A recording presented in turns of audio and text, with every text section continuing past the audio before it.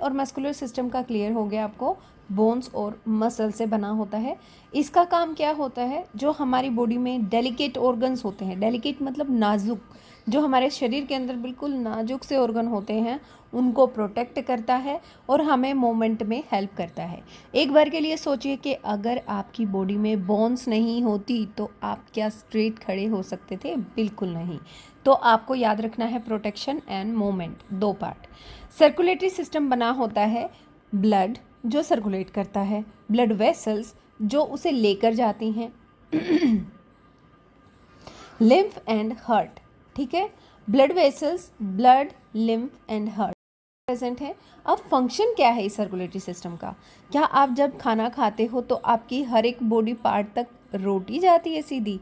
क्या दूध सीधे ही चले जाता है? नहीं, उसमें से न्यूट्रिएंट्स निकलते हैं और वो ब्लड में मिक्स होकर पूरी बॉडी में सर्कुलेट हो जाते हैं। तो हम क्या कहेंगे? Transport of nutrients. Metabolic waste को भी वही निकाल के लेके जाता है। ठीक है, और हमारी बॉडी में वाटर, जो हम पानी पीते हैं, वो भी सर्कुलेट कैसे होता है? हमारे ब्लड के थ्रू। और सॉल्ट और डिजीज़ फाइटिंग सेल्स बहुत सारी होती हैं हमारी बॉडी में, वो भी सर्कुलेटरी सिस्टम के थ्रू ही जाती हैं। यानी कि हमारे ब्लड में मिक्स होकर न्यूट्रिएंट जाता है, वापस आता है मेटाबॉलिक वेस्ट, और वाटर जाता है, सॉल्ट और डिजीज़ फाइटिंग सेल्स जाती हैं।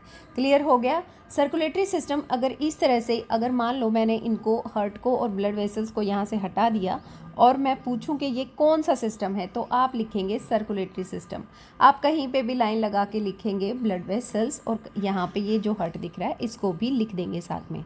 ठीक है, सर्कुलेटरी सिस्टम के बाद हमारा आता है इंटेगुमेंट्री सिस्टम।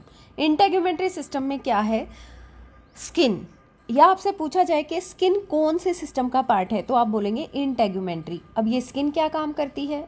इसे बुक में जो लिखा हुआ है आप उसको छोड़ दो। आप एक बार के लिए ये याद करोगे कि जितनी भी स्वेटिंग हमें होती है, पसीना आता है, उसके लिए हमारी स्किन में ग्लैंड्स प्रेजेंट होते हैं, इसलिए पूरी बॉडी से हमें स्वेटिंग होती है।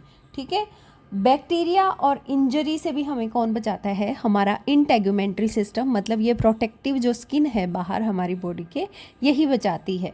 तो प्रोटेक्शन का काम भी है। प्रिवेंट लॉस ऑफ मॉइस्चर, हमारी बॉडी में जो मॉइस्चर है उसको भी उड़ने से, उसको भी बाहर निकलने से स्किन ही रोकती है। अगर हमारी स्किन को हटा दिया जाए तो अंदर बहुत सारा मॉइस्चर भी प्रेजेंट है, वो भी चला जाएगा, निकल जाएगा और हम सर्वाइव नहीं कर पाएंगे। अगर हमारी स्किन को हटा दिया जाए तो हमें इंजरी हो सकती है, हमें बैक्टीरियल इन्फेक्शन हो सकता है। अगर कहीं आपको वुंड लगी है, चोट लगी है, तो वहाँ पे इन्फेक्शन होने का ज़्यादा खतरा होता है, इसलिए डॉक्टर आपको वहाँ पे बैंडेड लगाते हैं या कुछ भी पट्टी वट्टी करते हैं। तो इसकी वजह से हमें प्रोटेक्शन मिल जाती है उस एरिया में, क्योंकि हमारे पास पूरी बॉडी में, बॉडी पे स्किन प्रेजेंट होती है, तो हमें वैसे ही प्रोटेक्शन मिल जाती है। क्लियर है? और फिर होता है हमारा response against stimulus. Response against stimulus, कैसे हम स्टिमुलस को रिस्पॉन्ड करते हैं? क्योंकि स्किन में रिसेप्टर प्रेजेंट होते हैं और वो रिसेप्टर डिटेक्ट कर लेते हैं बाहर गर्मी है, बाहर सर्दी है ना। स्टिमुलस क्या है? Sudden changes in the environment.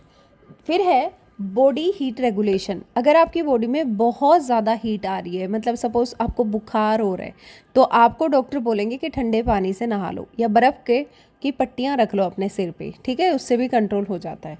तो वो ठंडा करने के लिए पानी की हमें ज़रूरत पड़ी। और नॉर्मली बॉडी क्या करती है? स्वेटिंग करती रहती है, मतलब एक तरह से पानी निकलता रहता है और हमारी हीट रेगुलेशन हो जाती है स्वेटिंग के थ्रू।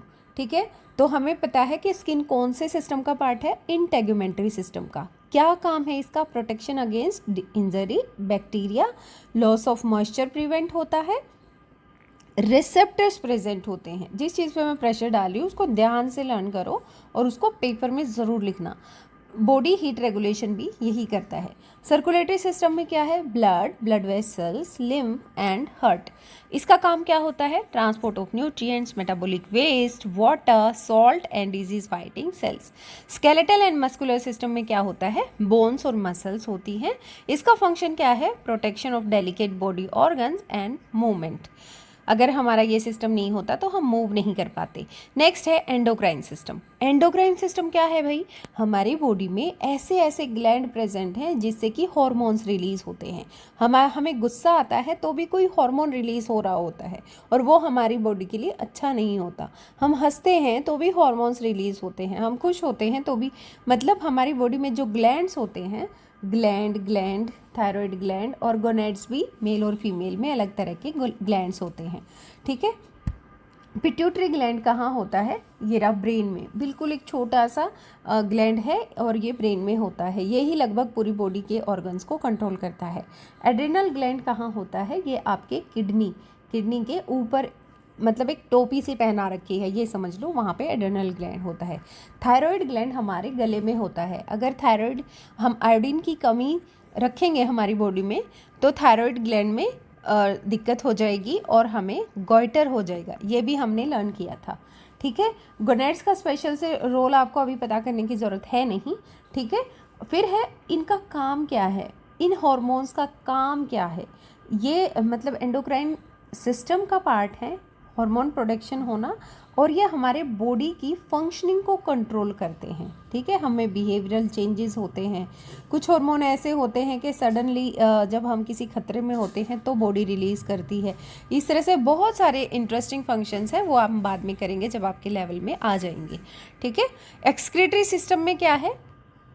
जो हमारी बॉडी से वेस्ट मटेरियल निकालती है वो सारा एक्सक्रीटरी सिस्टम होता है। जैसे कि ये बीन शेप्ड है, ये किडनी है आपकी, फिर ब्लैडर होता है, फिर आपका यूरिटर्स होता है, फिर आपकी स्किन भी एक्सक्रीटरी सिस्टम में आती है।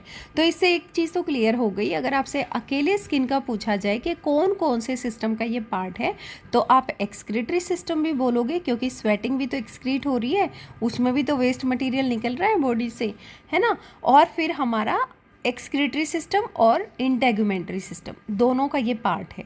तो एक्सक्रीटरी सिस्टम में तीन चीज़ें तो ये हमारे यूरिन फॉर्मेशन वाले सिस्टम की हो गई अलग से, किडनी, ब्लैडर और यूरिटर्स। और भी पार्ट हैं इसको अलग से, यूरिथ्रा है ना, ये ब्लैडर है।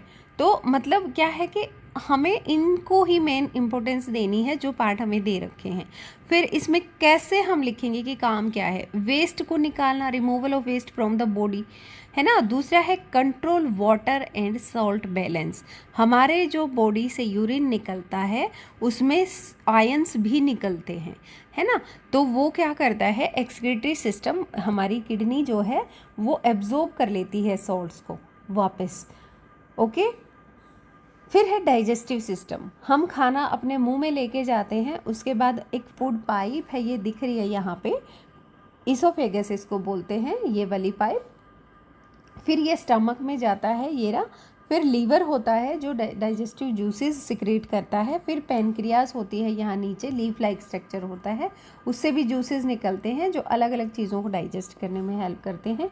फिर हमारी जो ये अंदर वाली है ये स्मॉल इंटेस्टाइन है, और ये बड़ी जो दिख रही है ये लार्ज इंटेस्टाइन है। फिर रेक्टम, जिसमें हमारा वेस्ट मटेरियल थोड़ी देर के लिए, कुछ घंटे के लिए स्टोर होता है। फिर एनस, जिसके थ्रू ये सारा वेस्ट बाहर निकल जाता है। तो मुझे लगता है कि डाइजेस्टिव सिस्टम को आपको ज़्यादा मतलब सिखाने की ज़रूरत नहीं है। माउथ, इसोफेगस, स्टमक 3, फिर लीवर, पेनक्रियाज 2 अलग से ये हैं, स्मॉल इंटेस्टाइन, लार्ज इंटेस्टाइन और रेक्टम और एनस, ये हो गया। तो इसका शॉर्ट में कैसे बताएंगे हम, ये क्या काम करता है? Break down of food and absorption for use as energy. पहले ये खाने को तोड़ता है, फिर ये एब्जॉर्ब करता है। वो एब्जॉर्प्शन क्या है? वही मैंने बताया था ना कि ब्लड में होता है।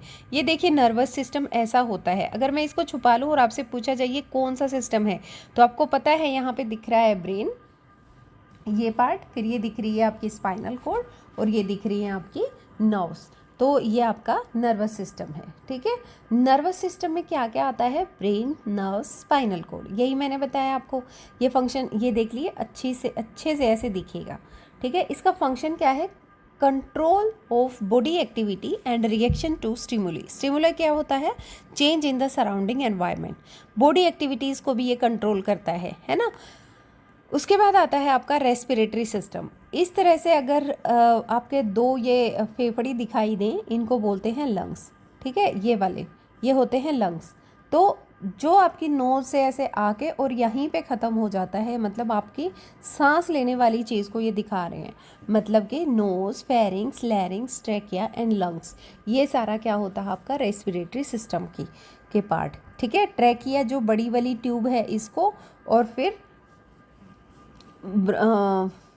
क्या क्या है इसमें, और ये लंग्स दिखा रखे हैं, ब्रोंकाई दिखा रखी हैं जो कि आपको लर्न नहीं करनी है। फेरिंग्स ये वाला पार्ट है जहाँ से हवा आती है नाक से पास होकर यहाँ इस पाइप में, और फिर आगे ये दो में डिवाइड हो रही होती है, एक फूड पाइप है आपकी और एक ये यहाँ पे एक फ्लिप लाइक स्ट्रक्चर, एक कार्टिलेज आप कह सकते हो, वो जुड़ा होता है। जैसे ही खाना आता है तो वो फूड पाइप को ओपन करके और आपकी विंड पाइप को क्लोज़ कर देता है, ताकि जो खाना है वो आपके सांस की नली में ना जाए। तो आपको इसके पार्ट याद हो गए। अब इसका फंक्शन क्या है, intake of oxygen and removal of carbon dioxide from the body. ठीक है, ये इसका काम होता है। अगर इसमें कुछ भी नाम ना लिखा हो या इस तरह से आपको डायग्राम दिखा के बोला जाए कि कौन सा ये सिस्टम है हमारी बॉडी का, तो आपको सीधा सा लिखना है कि ये हमारी बॉडी का रेस्पिरेटरी सिस्टम है। इस तरह से सारे सिस्टम को आप दोबारा से देख लेना कि आपको पता चल जाए कि कौन कौन से सिस्टम है। ये डाइजेस्टिव सिस्टम अलग से है जिसमें यहाँ पे लार्ज इंटेस्टाइन, स्मॉल इंटेस्टाइन, और ये हमारा एक्सक्रीटरी सिस्टम है, ये हमारा एंडोक्राइन सिस्टम है। ये थोड़ा सा समझने में आपको टाइम लग सकता है, लेकिन 2 बार पढ़ने से ये याद हो जाएगा।